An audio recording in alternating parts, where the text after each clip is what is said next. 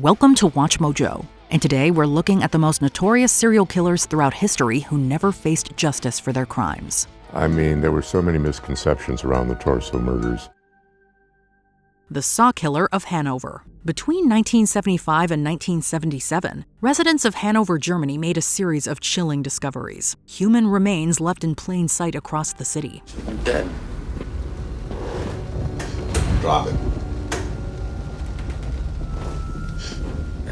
These belonged to at least 6 individuals, none of whom were ever identified. Authorities noticed a disturbing pattern. The bodies had all been dismembered, like with a saw or surgical instrument. Herb used a saw? This pointed to a single perpetrator, later dubbed the Saw-Killer of Hanover. With no way to identify the victims, the investigation stalled, leaving the police unable to trace their killer. However, they believed that by placing the victims' remains in public locations, the perpetrator was likely trying to incite fear. In 1977, the murders abruptly stopped, suggesting that the killer either left Hanover, was imprisoned, or died. The severed leg killer. In the early 2000s, Istanbul was gripped by fear when a series of dismembered legs were found in various locations across the city.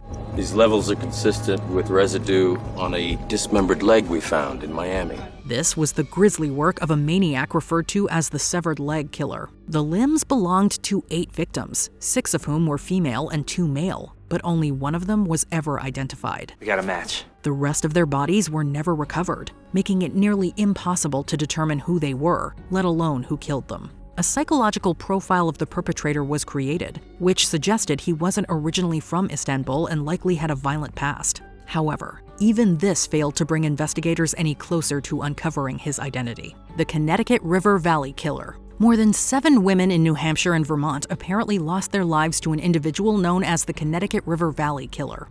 The community knew a serial killer had stalked the estuaries and villages many call home. These murders took place over a 10-year period and mostly involved the victims being stabbed to death. The last confirmed case occurred in 1988, involving a woman named Jane Borowski, who was repeatedly stabbed outside a convenience store but miraculously survived. I'm trying not to get emotional right now about it because, there have been so many people. There's been so many persons of interest over the years. After Borowski reported the incident and helped develop a composite sketch of her attacker, the murders stopped. Despite these efforts, the killer's identity remains a mystery. In 2006, Borowski publicly named a man she believed was responsible, though he had already killed his family and taken his own life the previous year. She later retracted this claim. The I-70 Killer. In the spring of 1992, 6 store clerks were gunned down along the Interstate 70 highway in the Midwest. Victims of what police in 4 states are almost sure is a serial killer. The victims shared unsettling similarities. They were young, petite women with long brown hair. The only outlier, a male clerk, is thought to have been mistaken for a woman because of his long hair. In addition to this, all the victims were shot in the same manner, with a .22 caliber firearm. I think this guy's out there. It's just a matter of getting the information we need, because we need something to work with. The suspected culprit, dubbed the I-70 Killer, is believed to have claimed even more lives. 2 store clerks in Texas and another in Indiana between 1993 and 2001. Despite years of publicity and a detailed sketch of the perpetrator being circulated on crime shows, he remains unidentified. His quirk is that he got off on the fact that people were basically right there and he was doing something that heinous and getting away with it. The Honolulu Strangler. Hawaii has rarely been plagued by serial killers, but in 1985, the Honolulu Strangler struck fear into the state. Believed to be Hawaii's second ever serial killer, this individual claimed the lives of 5 women between 1985 and 1986. The killings prompted HPD to form a task force that included an FBI profiler who helped put together a profile of the person they believed could be the suspect. These young victims were sexually assaulted, strangled, and left with their hands bound behind their backs. After the 5th victim was discovered, police arrested a man named Howard Gay, whose ex-wife and girlfriend claimed he had a preference for tying their hands during sex. Howard Gay was originally from Buffalo, New York, a military serviceman. He had been stationed at George Air Force Base in California until 1965, when he was honorably discharged. Gay was interrogated and given a polygraph test, which he failed. But with no solid evidence implicating him, authorities had no choice but to release him. He died in 2003, and no one else has been arrested since. The Doodler. Back in the mid-1970s, San Francisco's gay community was terrorized by a serial killer known as the Doodler. For nearly 50 years, it looked like we would never know the Doodler's true identity. Now that could be about to change, though. The case has been reopened. The reward has been doubled. This individual, who was reportedly a cartoonist, would lure his victims from gay nightclubs and bars, then draw a sketch of them before stabbing them to death. He is believed to have killed between 6 and 16 people, with at least 3 others narrowly surviving his attacks. A lot of horrible things were happening with gay men. These survivors helped police develop a sketch of the perpetrator, but when a suspect was finally arrested, they refused to testify for fear of outing themselves in public. As a result, the suspect walked free. It remains an open case in the San Francisco Police Department, with a $250,000 reward being offered for any leads. The Stone Man. The moniker of this notorious Indian serial killer is disturbingly quite literal. It comes from their method of killing victims with a heavy stone. This pattern, paired with the fact that the victims were unhoused, led police to suspect they had a serial killer on their hands. What did the police know? Very little, only that it was assumed the killer was well built. The first spree occurred in Mumbai between 1983 and 1988, leaving up to 26 people dead. After a brief hiatus, the killings resumed in Calcutta during the summer of 1989, claiming at least 13 more lives. We are going back to the Stone Age, is what Rashpal Singh, the deputy commissioner of the Kolkata police, said at the time of the killings. It is still unknown if both sprees were carried out by the same person, or if a copycat was responsible for the Calcutta murders. Although numerous arrests have been made, no one has ever been charged, and the case remains unsolved. The Axeman of New Orleans. Between May 1918 and October 1919, the city of New Orleans, Louisiana suffered a terrifying rampage that left its residents in perpetual fear. There were 12 attacks during this roughly 18 months period and 6 deaths. A serial killer, who came to be known as the Axeman of New Orleans, broke into homes and used the victims' own axes to slay them. Most of the casualties were women, and many were of Italian descent, which raised various theories about his motives. Some even believed the killings were a twisted way of promoting jazz music, as a letter, supposedly sent by the Axeman, claimed he would spare those who played it. Better safe than sorry, have a jazz party. The murders mysteriously stopped after 6 people had died, and the Axeman's identity has never been uncovered. The Alphabet Killer. In Rochester, New York, between 1971 and 1973, 3 girls disappeared, only to later be found dead, having been sexually assaulted and strangled. The similarities between the cases were already disturbing, but one detail made them even more so. The first and last names of each victim, Carmen Colon, Wanda Walkowitz, and Michelle Maenza, began with the same letter. This led police to believe a serial killer was at work. As time has gone on, experts think the likelihood that this was intentional is very low, but even if the killer had chosen his victims on this basis, that's not even the strangest of the similarities in the crimes. Following Maenza's murder, eyewitnesses helped create a composite sketch of the man she was last seen with, but the search for him led nowhere. Most of the tiny nuggets of possible leads that crept up through the case, real concrete information, was not to be had. Police also questioned other suspects, including one of the girls' uncles, but with no solid evidence, they were all let off the hook. The Freeway Phantom. This serial killer was responsible for the deaths of 5 black girls and 1 young woman in the Washington, D.C. area between 1971 and 1972. I was in homicide, and I remember when Carol Spinks's case happened. His method was typically to abduct his victims while they were alone, sexually assault and strangle them, then dump their bodies in places where they would be easily found. The killer also taunted authorities by leaving a note with one of the victims and forcing another to call her family with misleading information before killing her. This was the first time we had ever had anything like this, so we were totally unprepared. The case was widely investigated, with countless tips from the public, but no meaningful leads emerged. Robert Elwood Askins, a known sexual predator, was suspected of the crimes, but with no physical evidence, he was never charged. The case remains unsolved. The Skid Row Stabber. This serial killer should not be confused with the Skid Row Slasher, aka Vaughn Greenwood. We're discussing the Skid Row stabber, who reportedly had 11 victims to his or her name during their rampage in the late 1970s. The crimes all took place in or around Los Angeles' downtown Skid Row neighborhood and targeted the area's substantial homeless population. Bodies were usually dumped or disposed of within various Skid Row alleys, and to this day, no one knows the true identity of the stabber. Bobby Joe Maxwell was arrested, tried, and convicted of the Skid Row stabber crimes, but the investigation was marred by corruption and circumstantial evidence, resulting in the ruling being overturned in 2010. The New Bedford Highway Killer. New Bedford, Massachusetts is known for its thriving fishing industry and for being a setting in Herman Melville's classic work Moby Dick. It's also infamous for having been the hunting grounds of the New Bedford Highway Killer in the late 1980s. The targets were all women with drug dependency issues or who worked in the city's sex industry, and their bodies were all found along major highways in the surrounding New Bedford area. The hardest thing for me is the families, and particularly the families of the two girls that we never recovered the remains of. A number of suspects have come up over the years as potential candidates for the New Bedford Highway Killer, including a hypothesis that the Portuguese criminal known as the Lisbon Ripper perhaps could have done double duty after leaving the area. I'll never give up on her, never. To this day, families of the victims remain desperate for answers. I believe someone knows something. I made her a promise I would never give up, and I won't. The Bible Belt Strangler. Also known as the Redhead murders, the case of the Bible Belt Strangler remains unsolved.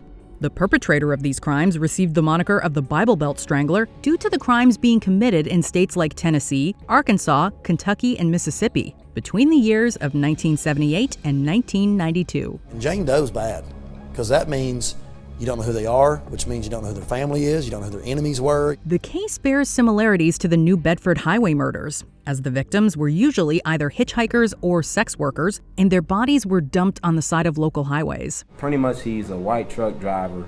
I would say he's around 5'11", 6'2", between the ages of his mid-20s to his 40s. A trucker named Jerry Leon Johns is considered today as a likely suspect in at least one of the murders, but he died in prison before he could be indicted.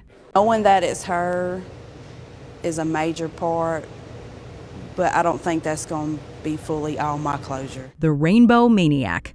The Brazilian police dubbed this killer the Rainbow Maniac because he exclusively targeted gay men who visited Paturi's Park in Brazil's Carapicuíba municipality. Authorities actually suspected that the Rainbow Maniac could be a state police officer, with almost every victim being shot multiple times, potentially by the same gun. A retired agent named Jairo Francisco Franco was tried for the crimes in 2011, but he was found not guilty. That was despite witness testimony that Franco frequented the area and was allegedly seen shooting one man 12 times. The Paraquat Murderer.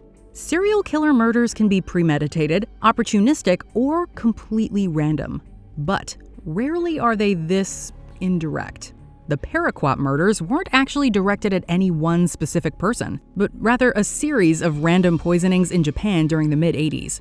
Paraquat is a type of herbicide that was used to commit the crimes. The killer spiked drinks that were left in or on top of vending machines in the Fukuyama, Hiroshima area.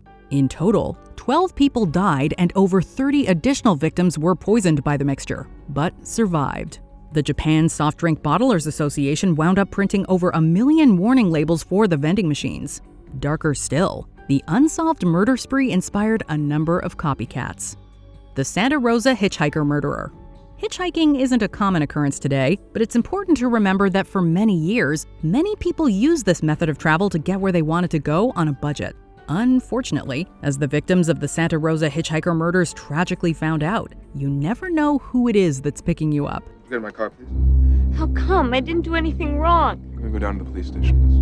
Look, I'd really like to get my parents. The case is unique for its list of official and potential victims, as well as the laundry list of high-profile serial killers to whom these murders might be attributed. Ted Bundy, the Zodiac Killer, and the Hillside Stranglers have all been named as potential suspects for the Santa Rosa hitchhiker murders. But to this day, no definitive name has been linked to the case. Did you ever know any of these girls? I've seen their pictures on television. Never met any of them? No, never. The Butcher of Mos. We're not sure what's worse about the Butcher of Mos, the brutality of his crimes, or the disturbing skill that went into the surgical destruction of the bodies. The butcher struck the Belgian city of Mos in 1996 and 97 and left plastic bags containing body parts on the side of local roads. There were similarities to the victims' histories in that they all tended to congregate at the local train station and had troubled backgrounds. Their remains were packaged with bright underwear and seemed to be strategically dropped at places with names that translated to evocative phrases like the Path of Worry. Bible John. If you dance with Bible John, you may just be dancing with death. This Scottish serial killer tended to target young brunette women at a local dance hall in the city of Glasgow. Sketches and composite drawings paint a portrait of Bible John as a young man, while the official psychological profile references John's apparent puritanical nature. The killer would reportedly quote the Bible and condemn those married women who would frequent the dance hall, equating the act with adultery. The infamous Scottish serial killer Peter Tobin is believed by some to be Bible John, but to this day, there is no definitive connection or answer in the case. The Monster of Mangonese. The moniker of monster is disgustingly fitting here. This Colombian serial killer is believed to have been responsible for the murders of at least 30 boys during the 1960s and 70s. The monster's reputation and reign of terror were such that he became something of a terrifying local legend. This was in part due to sadism involved in his methods, which included the use of syringes to extract blood. This led to suspicion that the Monster of Mangonese was the closest thing to a real-life vampire Colombia had ever seen. The Monster of Florence. Italy has had a number of disturbing serial killer cases go unsolved. Among the most notable was the Monster of Udine, while another monster lurked in Tuscany, the Monster of Florence. The crimes were quite similar to the Son of Sam killings in New York City, as the culprit tended to target couples in parked cars. However, the Monster of Florence also removed organs from some victims. A turbulent police investigation followed. The conviction of one suspect, Pietro Pacciani, turned into an acquittal. Yet, after Pacciani's death, 2 alleged accomplices were tried and controversially sentenced to life in prison.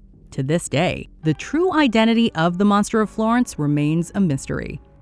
The West Mesa Bone Collector. Why does this case remain unsolved after all this time? On February 2, 2009, the bodies of multiple women were found buried together. They were mostly sex workers and had all gone missing between 2001 and 2005. The gruesome discovery was made by a woman on the West Mesa of Albuquerque, New Mexico, who noticed a human bone while walking her dog. The investigation and excavation ensued, and 11 bodies were found, bringing police to believe the work to be that of a serial killer. I know who killed her, and I know who did it, and I know why. Okay, bye. While there have been very few leads, investigators suspect that the killings might be linked to the yearly state fair, which draws large crowds and sex workers to the area. The Atlanta Ripper.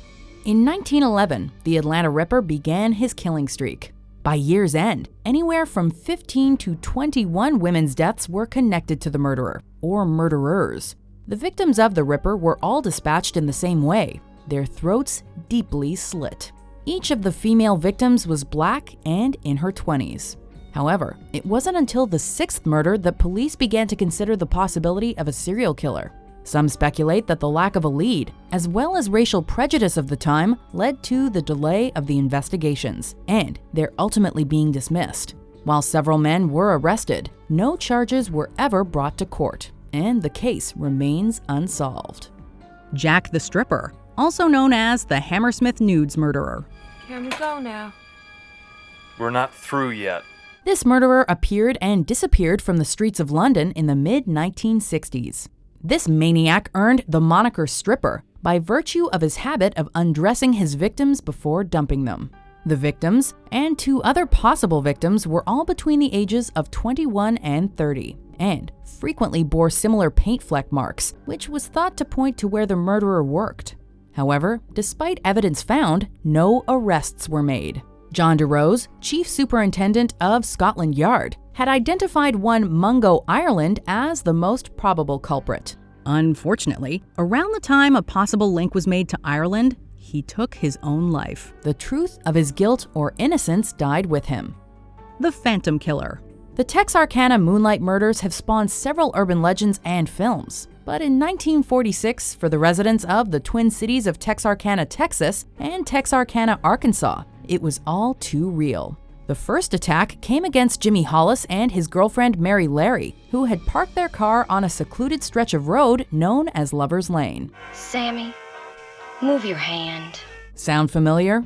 Both survived, though Hollis sustained skull injuries and Larry was assaulted. About a month later, another couple wasn't so lucky. 3 weeks later, 2 teens were shot and killed. After that, a married couple was attacked, but only the husband died. Hollis and Larry were the best lead for the killer's appearance, stating that he wore a white hood. But when the killing stopped, so did investigations. The Servant Girl Annihilator. Occupation. With the exception of the white women, everybody is a servant. 3 of them are cooks. Between 1884 and 1885, the people of Austin, Texas were reeling in shock from a seemingly endless string of brutal murders. Each murder took place while the victims were in the so-called safety of their own beds. The Servant Girl Annihilator's name was devised by writer O. Henry in a letter penned to a friend, remarking, quote, "Town is fearfully dull, except for the frequent raids of the Servant Girl Annihilators, who make things lively in the dull hours of the night." She was dragged outside and the job was finished out in the yard. Well, that's one way to discuss an axe murderer. Wendy, I'm home. The murders ended suddenly on Christmas Eve 1885. Some believe they only stopped as he'd boarded a ship to begin his reign of terror elsewhere. I promise I will kill again. The Oakland County Killer, also known as the babysitter. The loss of a child is every parent's worst nightmare. Over the course of about a year in the late 1970s, 2 boys and 2 girls went missing in Oakland County, Michigan. Their bodies were later discovered in public areas. They didn't cry until I left them. These crimes led to the largest murder investigation in U.S. history up to that time. Several witnesses came forward, but provided no concrete leads. One witness claimed to have seen one of the boys talk to a man in a blue AMC Gremlin, prompting investigators to inquire after every Gremlin owner in the county. If he was involved, he should have been in jail and he shouldn't have been out the night Timmy was abducted. But answers about the killer, or killers, remain elusive. Is that good enough for the family? No, it's not. Charlie Chopoff. This vicious killer was known for targeting African-American boys exclusively. He earned his ghoulish moniker from the brutal injuries he would inflict upon his victims. One of Charlie's victims did, however, survive his attack, and in 1974, police apprehended a suspect, Erno Soto. Caught in the act of kidnapping a Puerto Rican boy, Soto was brought in for questioning. The surviving boy said he thought he looked like his attacker, but he couldn't be sure. Give me an answer. How about him? Despite confessing to one of the murders, the Manhattan State Hospital, a psychiatric institution at which Soto was a patient, claimed Soto could not be guilty, but did say it was possible he could have slipped out on their watch.